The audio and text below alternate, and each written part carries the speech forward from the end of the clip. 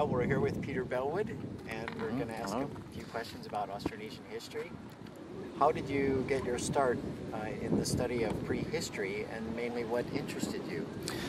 Well, this goes back a long time. I left school at 15 in the 1950s when my father died, and worked in a factory for a couple of years, a shoe machinery factory, and eventually I started reading books from the local library and discovered I liked archaeology, so I went back to school for a couple of years, studied very hard, got a scholarship to Cambridge, and then studied archaeology in the early and mid-1960s. And originally, of course, I did Roman archaeology and British Iron Age and Anglo-Saxon archaeology. Eventually, I decided when I finished my degree that I would move to New Zealand and take up a lecturing job and study Polynesians, people who were always of great interest to me with their navigation and sailing and migration. Eventually I realized, of course, that the New Zealand Maoris and Tahitians and Hawaiians all came from the Southeast Asian part of the world, and one thing led to another. And 40 years later, I'm still looking into their very deep ancestry in islands such as Taiwan and Batanes. What advice would you give a PhD student who wants to delve into this Austronesian studies?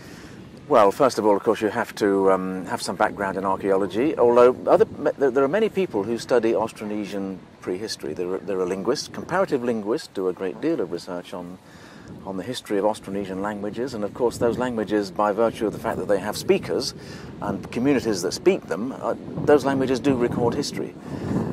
Secondly, human genetics has a lot of current investigation into the genetic lineages of Austronesians, mitochondrial DNA and the Y chromosome.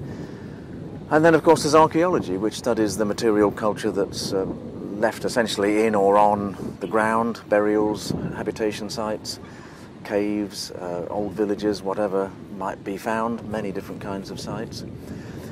So clearly anybody studying Austronesian prehistory has first of all to decide on what discipline they're interested in, whether it's linguistics or genetics or archaeology. If it's archaeology, well, of course they have to decide on the main questions, origins, where do these people come from?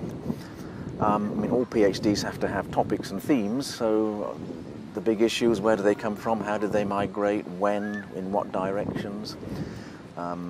Of course, we know that Taiwan is one of the very important staging points for them, and it's not the ultimate origin. As with all things, nothing ever really originates in life, everything develops from something else. But it's a very long story, but clearly the Taiwan, Batanes, Philippine part of the world is a very important one for these Austronesian issues in terms of their history.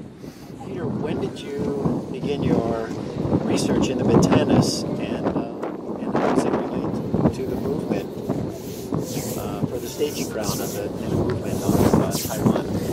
Well, we began here in 2001. I came here with Bong Dizon from the National Museum of the Philippines and looked around. Then we started detailed research in 2002, and we've been coming every year since then. So this is our 5th year of excavation and survey with the National Museum of the Philippines, and also we bring students from the Archaeological Studies program in the University of the Philippines. Because these islands lie between Taiwan and Luzon, they are important because clearly the linguistic homeland of Austronesians is certainly Taiwan, and that probably means as well that the people themselves speaking those languages also migrated from Taiwan, and this will be one of the first places they reached. They would be sailing south, and it is possible they reached Luzon first, but it's also likely that they came to these islands first. There is a powerful current that flows east of here from the south, but if they were to sail more or less down the line of these islands, they would probably have been relatively sheltered from that current and could have reached them. We think they reached them about 4,000 years ago in terms of our radiocarbon dates from the archaeology. The linguistic order of the separation of subgroups as well supports the idea that the Austronesian speakers have been in Taiwan and the Philippines for somewhat longer than they've been in, say, Indonesia or the Pacific. So we came here deliberately to look for traces of their migration, places they might have lived in when they first came here 4,000 years ago, and we've found Tarongan Cave on Itbayat, where they were camping, possibly soon after the first humans arrived here.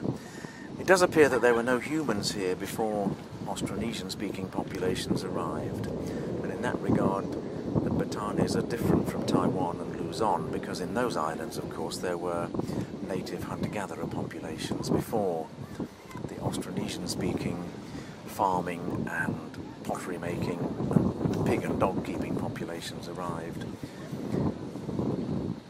But those earlier hunter-gatherers apparently weren't able to get here. These islands are too remote and difficult to reach without